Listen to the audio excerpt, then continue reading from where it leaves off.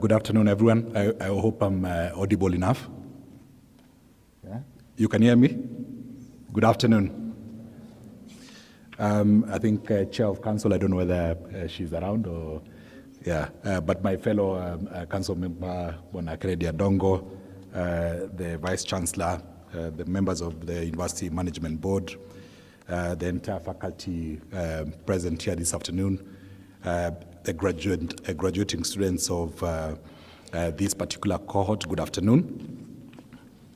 I want to actually thank the VC for giving me this opportunity to just provide a bit of a guidance note to the graduating class of 2022.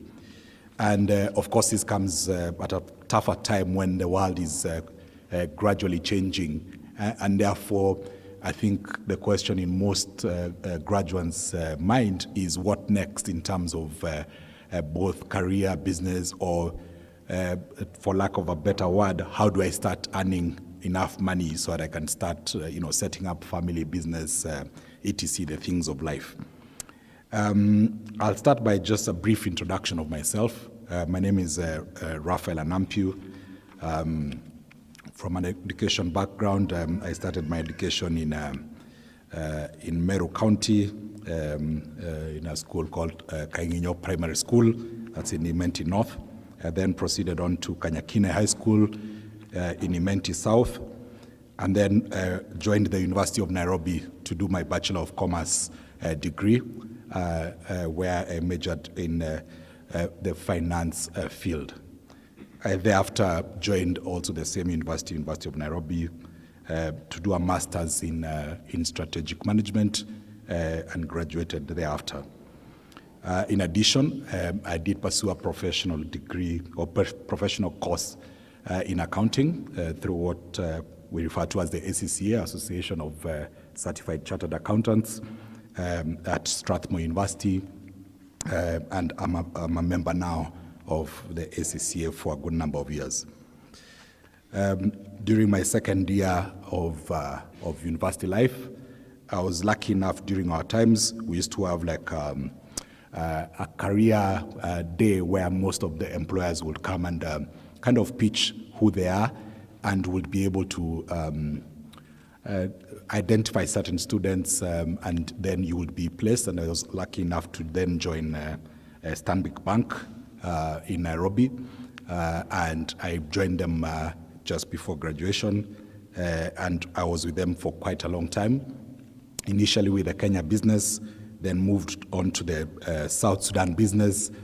I then took a break and moved to the Standard Bank office in South Africa, Johannesburg, and then moved back to the Kenya business in 2009 until the year 2013, where I was still managing the Kenya and South Sudan business for the bank. Together with a few colleagues, we identified capital providers, and we were able to set up a banking institution in South Sudan in the year 2013.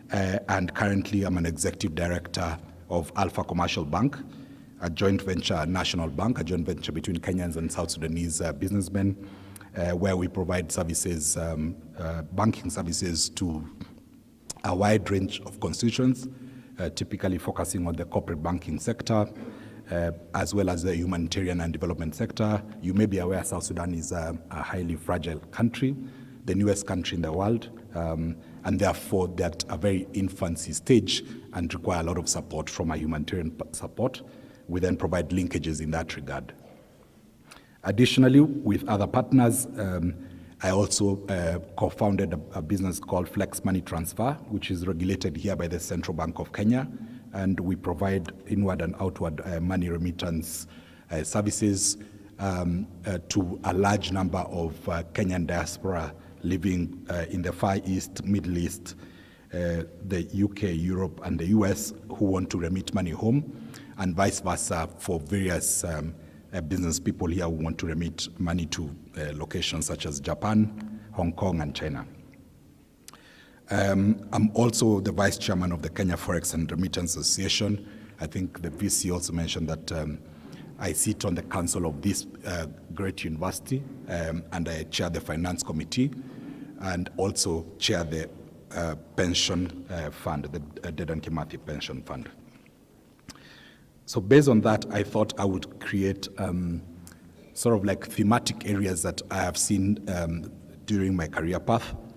And those areas can largely be driven by a few things that we're seeing in the global economy that are driving change. One is the area of regulation and governance, irrespective of the industry that you are in. I understand, I think the students graduating in this particular cohort are in the School of Business and and Actuarial Science as well. This particular industry is largely regulated by various players. For example, if you're in banking, you have the Central Bank of Kenya. If you're in insurance, you have the Insurance Regulatory Authority. If you're in the SACCO industry, there's a SACCO Regulatory Authority. And therefore, there's a lot of regulation that is coming up post our 2010 Constitution. And therefore, the major driver of change in this particular industry is regulation and governance. Governance now is a key thematic area that you can't avoid. And that's why you have seen a lot of corporate governance themes being floated around in various institutions. Secondly, a driver of change going forward is digital technologies. I think most of you currently, you probably have one or two phones in your pockets. And this was not the case, for example, when I was graduating out of campus a few years ago. And this is also changing into other forms of technology outside the physical smartphones, laptops, computers, TVs, etc. So digital technologies will be driving a lot of change going forward. Thirdly is globalization. And this globalization means that you as a graduate need to think outside your country of residence. You need to think how you fit into the entire global economy, looking at things such as taxation, culture, how you interact with various accounting standards, how you interact with various languages, and I will encourage you to learn a language, more than one, if possible. And then, of course, it's changing expectations of the various generations. I think the generation graduating here today must be the Gen Z, I think, Generation Z, who are known to be very erratic, for lack of a better word. A good example of that, I think you've been seeing a meme going around for the current aspirant for Nairobi governor called Polycarp Igathe, where he says, "Ukinisumbua tu hivi, I will resign." That is a kind of generation that we are seeing with the Generation Z. And therefore, you need to be able to know how to manage this particular generation and their expectation. So, given those changes or those drivers of change in the global economy, what skills do you need going forward outside what you have gotten from your current lectures and what you have gone through your 4 years of study?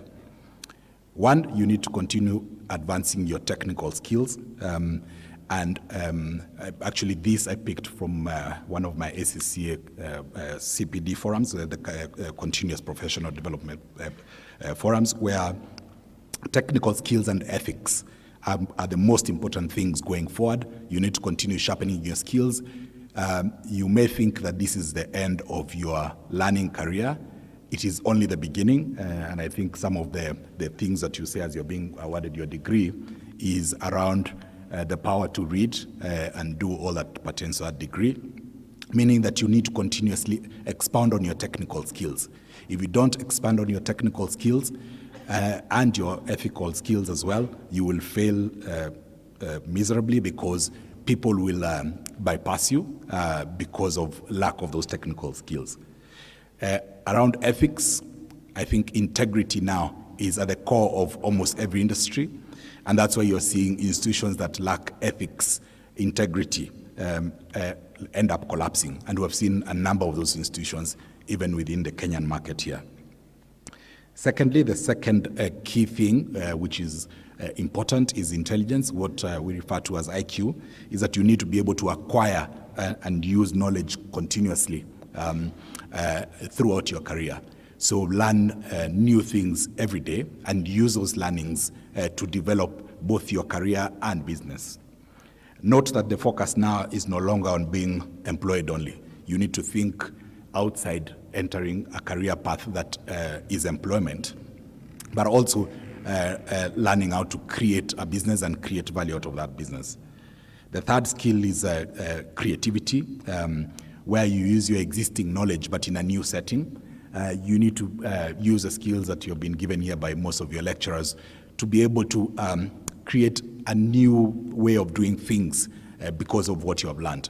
For example, for the actuarial class, I mean, we have a big issue in the pension industry currently in terms of what levels of annuities we should be paying depending on your estimated age to which you live. That knowledge now, you need to be able to put it in a better format for use by various pension funds, various investment firms to be able to derive value. And that's how now you start selling yourself as a product based on your creativity. The fourth skill is digital quotient, and in digital, I think I mentioned this during the drivers of change, is that you need to be aware and apply existing and emerging technology going forward. If you do not adapt to new technologies or be aware of what is coming up, you will be disrupted. Disruption is a key of every industry. Once you're disrupted, before you wake up, things have moved, and they have moved quite fast. An excellent example here in this particular case was a case of Kodak. I don't know whether most of you, I don't know, what is the average age of the graduate age? 22 maybe. Yeah, you must have been born, of course, when we were using cameras that used the film, okay? So Kodak, as you are aware, was the biggest film manufacturer in the world, but they also had the technology for the digital camera, which they refused to enhance. And today, Kodak is no longer the same company. There are bigger and better companies in the imaging sector that overtook it because of refusing to adapt new digital solutions. So digital awareness is the key going forward from a skills perspective. Number 5 is emotional intelligence, and that's the ability to be able to work and learn how to understand yourself and other people as well. You need to understand what type of person you are, your temperament, but also how you can then use that to align with other individuals so that then you create the best environment for you to be able to achieve what you want, whether it's in a workplace or whether it's in a business setting that you are running. The second last skill is vision, and vision sometimes can be seen to be something that probably is you think you're born with, but it's something you can also learn. And vision is the ability to anticipate the future trends and think innovatively. And innovatively doesn't mean that your solution or whatever you're thinking will necessarily always work, but it's important to always think ahead and think of solutions going forward rather than waiting for people to provide direction for you or for your business. As I said earlier during my career path, I think the key thing you need to always work on is experience. And experience means you need to be able to be a bit consistent in your choice of career, consistent in your choice of business, such that you're not jumping in between various career paths just because they present a better income opportunity at that time.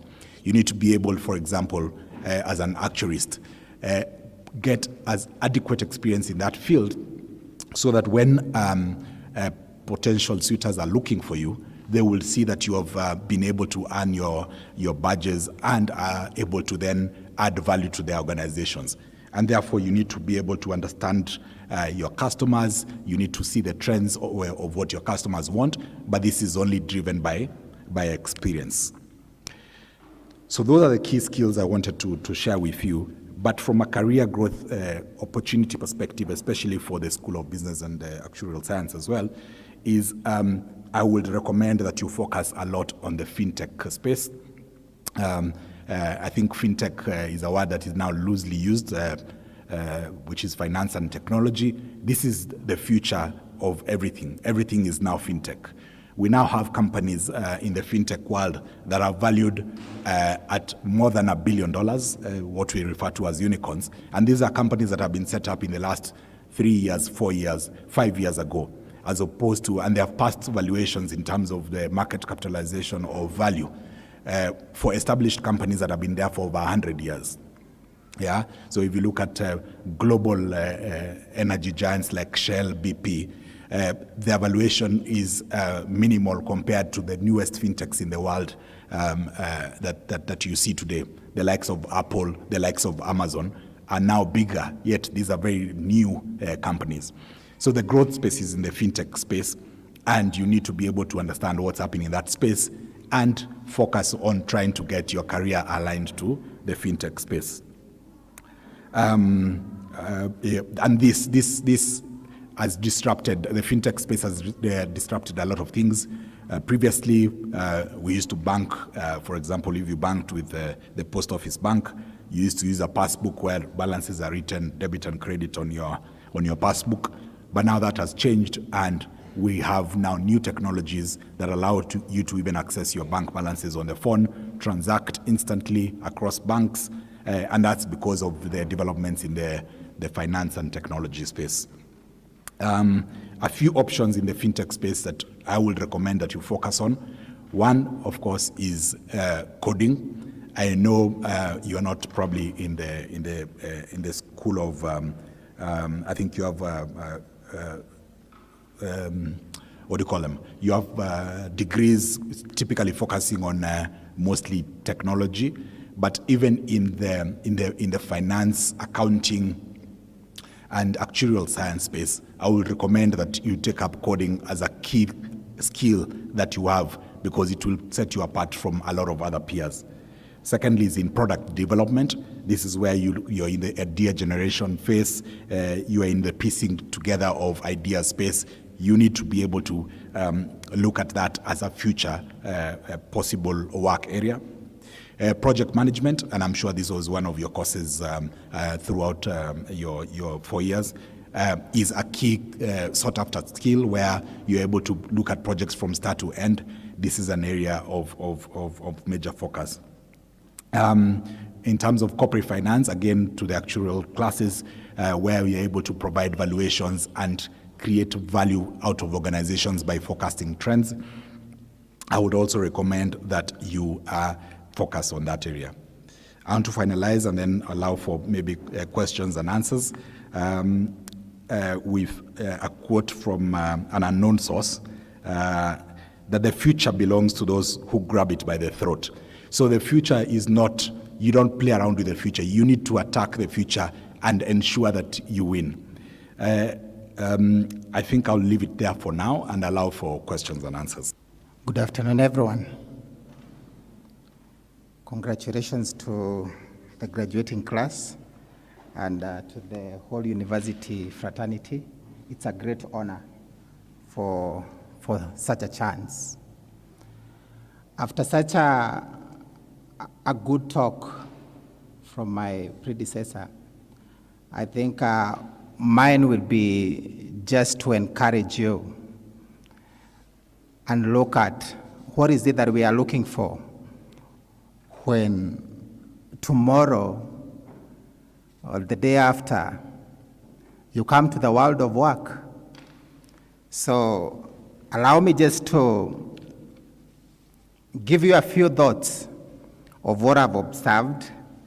But before I do that, as you have heard, my name is Samuel Kyondo. On my education journey, I am a graduate of Maseno University, where I did a bachelor's majoring in mathematics. Then I've pursued a professional course in banking, So I'm a certified retail banker by the Moody Analytics Association. I have worked for the banking sector for the last 16 years, starting from the very entry point, that is being a teller, rising all the way through supervisor to a relationship manager to a branch manager where I am, and the journey is still continuing. Thank you for the hard work that you have put in, but allow me to start by maybe dropping a bombshell in my first point and tell you that welcome to the world of work, and in the world of work, please drop what we call the entitlement mentality. I will explain. Nobody owes you anything. Let's start from there.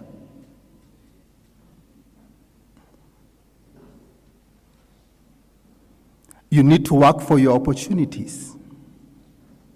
Not your uncle, not your friend, not your lecturers. We have given you, and the university has given you, what you need for you to survive, for you to become a productive member of our society. So the starting point is, it all depends on you. And if you accept that point, it will be very easy for you to be able to navigate in the world of work. Why am I saying so? We are a techno-savvy generation. You must have seen somebody lamenting in social media that they informed a graduate of an opportunity that was somewhere, and they never attended the interview because they came to later learn that because the job was being offered on the other side of town from where they are. I don't know how many of you saw that. So drop that. This world, you have to take your steps and go for what is there for you. Number two, be ready for the small opportunities that open the big doors that we aspire for. Each one of us have got ambitions. You're graduating, there is what you want. The career path in the world of work is not always a straight line. Sometimes you will have to take an opportunity, small as it may be, because in that opportunity, you will get a chance to the big opportunity that you're looking for. So let's please accept that. Number three, the 21st century employers, in addition to skills, they are hiring for attitude.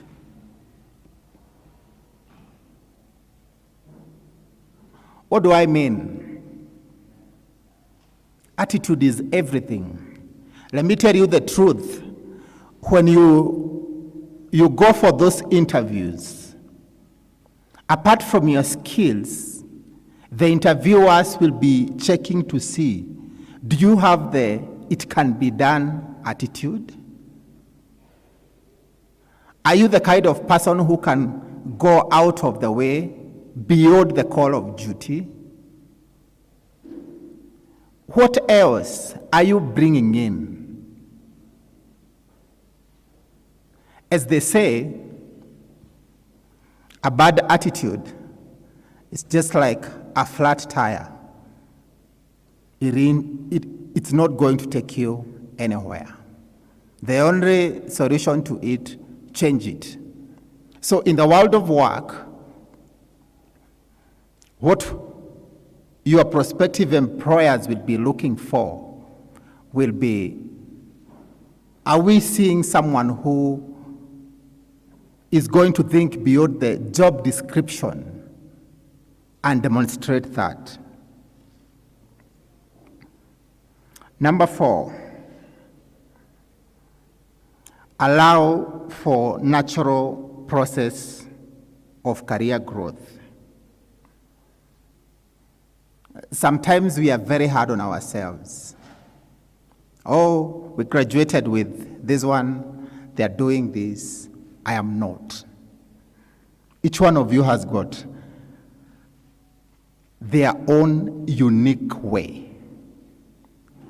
And only God can tell from this point how your journey is going to be. What I would encourage you, please ensure you're moving, even if it's a step. 1, just take it. It's important. Allow me to almost summarize and talk about the other point which the area speaker had mentioned about. You have, or you will be given, the power to read. This is what the 21st century world of work is looking for. People who will take the opportunity to keep on improving the skills. There are numerous opportunities in the digital world where you can hone your skills. You can improve what you do. Just to mention a few, LinkedIn Learning, which you can learn at your own pace. Majority of the courses there, you can get them for free.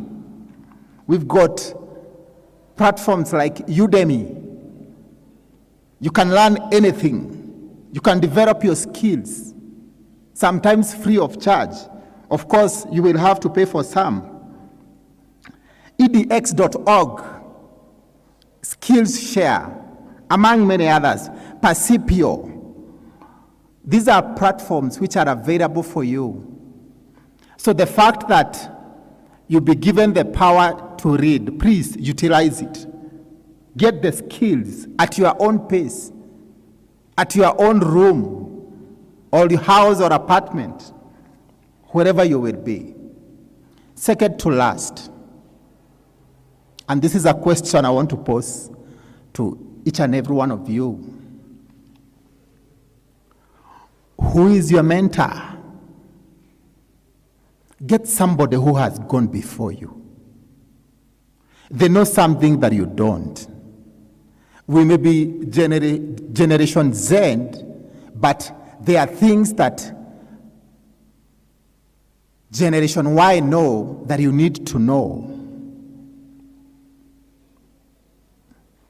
The university has been gracious enough to give you opportunities in terms of networking. Join the alumni club. You have a career office. I sincerely hope that you are a member of the business association or whatever name it's called, because such associations is where you get the opportunities of what is coming up. Sometimes you will get the opportunities of the chance to get of the opportunities for jobs which are available through those organizations. So please maintain that relationship. And finally from me,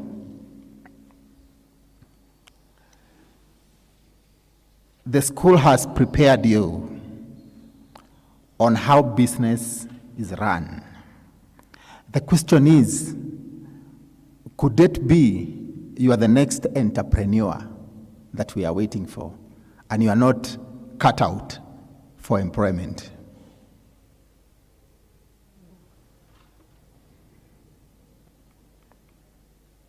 Consider that possibility.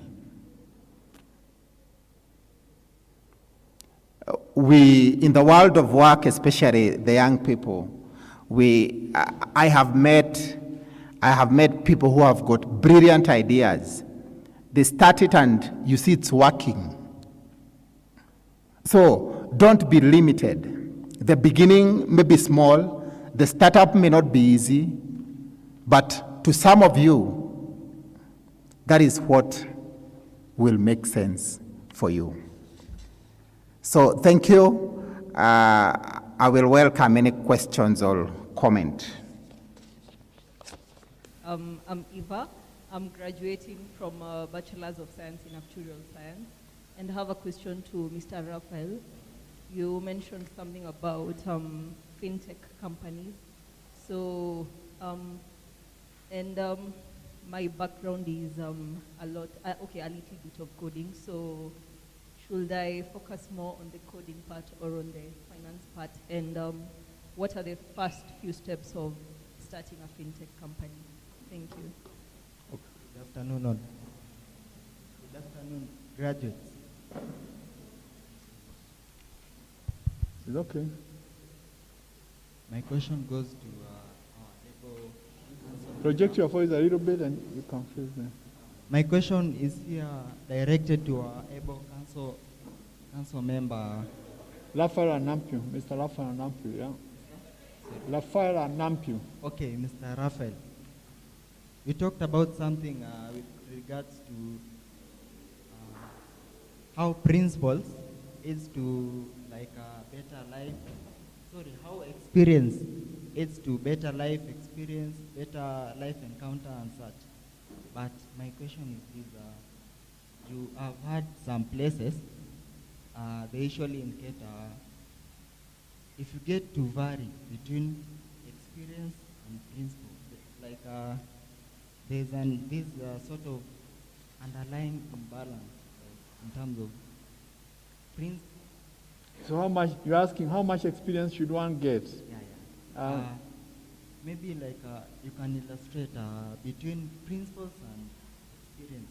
Which one can you like just mention proudly, like is a better key to a better life? Okay. Thank you. Let me pardon. I'm Edin Otori from the School of Business Information Technology. And my question goes to you, Mr. Raphael.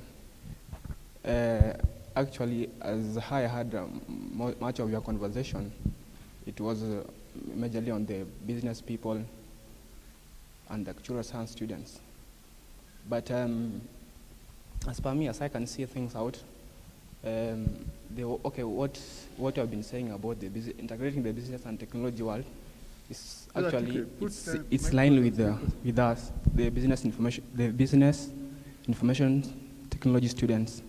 So, and just from your own experience and from your own experience outside here in the work market, what can you say about the students who are doing business information technology?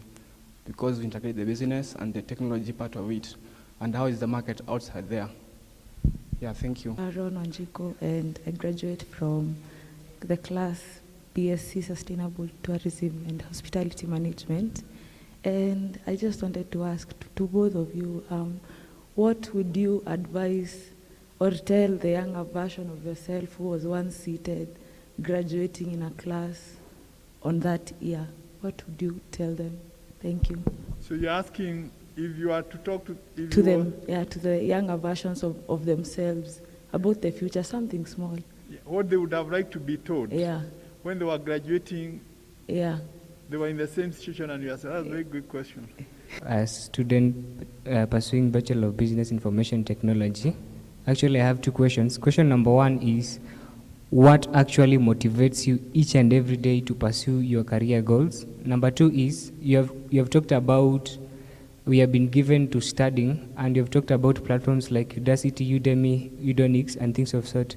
Now, as per now, there is a new era of an anno degree.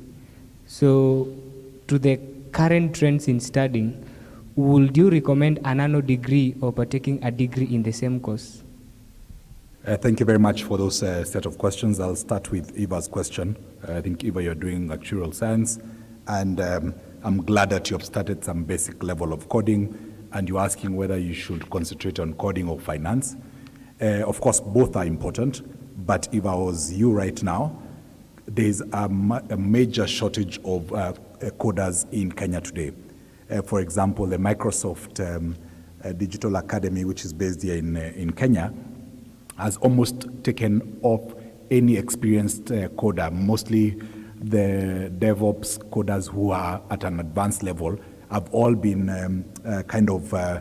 headhunted from major institutions, banks, insurance firms, and any other fintech firms to join the Microsoft Academy, where they're then able to incubate them and take them to better paying jobs. And of course, Microsoft then is able to pay these coders a much higher figure. I think the key thing here is to learn the language, the coding language, whichever it is, whether you're using Java or whatever other language that you're using, and use that and couple it with your finance and actuarial science knowledge to be able to guide even junior developers in a future stage. That is what sells today. And Microsoft, Oracle, all those technology companies have set up base specifically here in Kenya to attract talent. And the more you concentrate in that field, the better you will be, more rewarded, and your career growth will work extremely well. So I would recommend that you focus on coding, but of course with the specialty in actuarial science. Okay. I think the second question was around the issue of what comes first. Is it experience or is it the principles? And I think as I was talking earlier, I did mention that how your integrity, your ethics, etc. are grounded makes you a better person over time. So I can't say that one is better than the other, but once you're principally grounded, you have ethics and integrity with your core, learning that from whichever industry or whichever area that you studied in, and you then are able to attain experience in that sector, then you become more marketable. So you need to have experience in your sector, but keep to the key principles of what that sector is, so that you are then able to enhance your skills. The third question was by, I think, Edgar, on the issue of he's in the School of Business, BBIT, and is there an opportunity for business information students? I think this is actually the new era. Today, and I'm not answering the question you're answering, I would not recommend anyone even to do a BCom degree like I did back in the day. I would prefer that I have a business-related degree, but with information and technology at the core of it, because today what is selling is data. What is selling is how to use that data. What is selling is how we handle that data. I think you've recently seen that in Kenya now we have data privacy laws that we are trying to set up. We now have a data commissioner. So handling data and being able to mine data and present data to management in a way that is useful is now the next big thing, because that's where you are able to create business opportunities. And I'm not saying that BCom students have done a bad thing. I'm just saying that business information and technology is the future going forward. I think those are the only questions for now. Yeah?